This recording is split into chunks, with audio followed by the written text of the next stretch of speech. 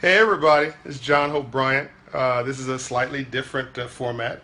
I'm actually holding the camera and I'm in a different space, a different place. This video is going to be short. It's about living your life.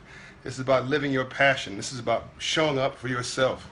The Bible suggests be hot or be cold. If you're lukewarm, I'll spat you out. Translation, even God doesn't like mediocrity. So you got to show up in your own life. I was told that can't do this at a certain age, can't do that at a certain age. That's a bunch of crap. Moses didn't know what he was doing until he was 80.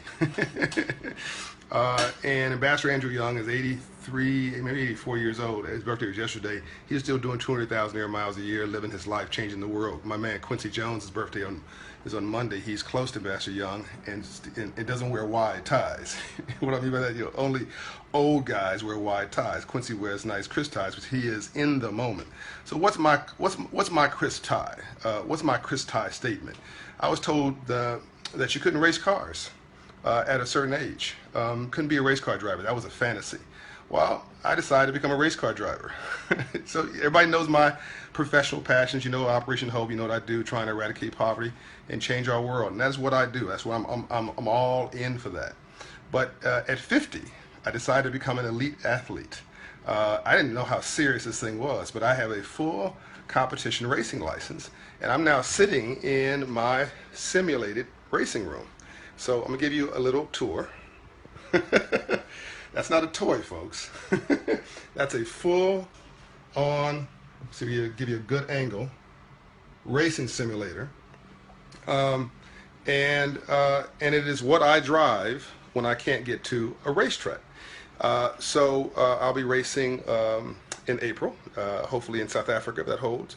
And I'm going to a track today to observe. And I've raced just about every car you can imagine, or driven every car you can imagine, in tracks around the world. My point is, I want you to not just work hard, I want you to play hard. I want you to give yourself a treat. I want you to try something you've never done before. I want you to dream big dreams, and don't let anybody tell you what you cannot do. I just went through a physical to get my racing license, and I thought it was just a normal physical. I thought, okay, this is cool. Racing is no different than any other sport. No, racing is one of the most demanding sports on the planet. It requires all of your adrenaline, all of your focus, all of your concentration. It's like, thank you. Is that Sinette Mitchell? Thank you. I agree. It's an awesome setup. I think she's talking about my racing rig. It's like playing chess at 150 miles an hour. But when I go faster, I actually get calmer. So it's not about the speed, it's about the strategy. By the way, I'm gonna try to introduce this to kids in our financial literacy work, because this is about math and physics and engineering and science. On a racetrack is like being in a math equation. And if you don't understand math, you can't understand racing. And I think this might be really one of the things that get kids really excited about education again. But back to my little adventure. So I went through my medical deal, and the doctor's like, I never certified a race car driver before. You ain't dying of natural causes on my watch. Go get your heart checked out.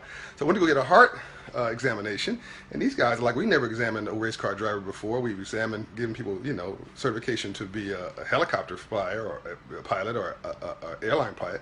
So I had to go through a nuclear examination. I'm still going through it. I've gone through 2 of the 3 stages. They say I will pass it. All my vital signs are right.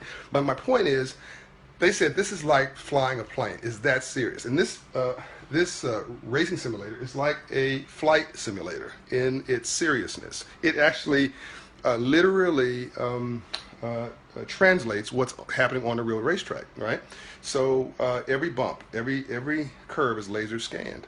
And so the level of precision, the level of intelligence, the level of thoughtfulness, the level of focus that you need to do this also helps you in business and in life.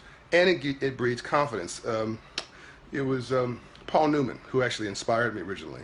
He started racing when he was Shanetta. Thank you very much for your comment. I appreciate that. Prayers back to you. So when Paul Newman said that really the only sport he was ever good at, that he was ever graceful at, was motorsports. And like him, I wasn't really great at basketball. I was a tackling dummy in football in high school, right? Broke my nose playing basketball in 8th grade at Whaley Junior High School.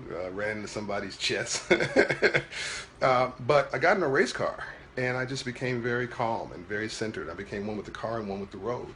And I've been told I'm very, very good at it, actually.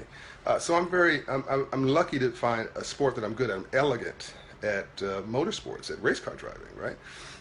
And so when you do that, when you find something else that you're good at, it raises your confidence, it calms you down, it centers you, gives you more to go out in the world. It's also great therapy. So whether you're playing tennis or play golf or read, don't just go to work, pay your bills, take care of your children. All that stuff's important, but I want you to give as much as you get. I want you to play hard and work hard, or work hard and then play hard too.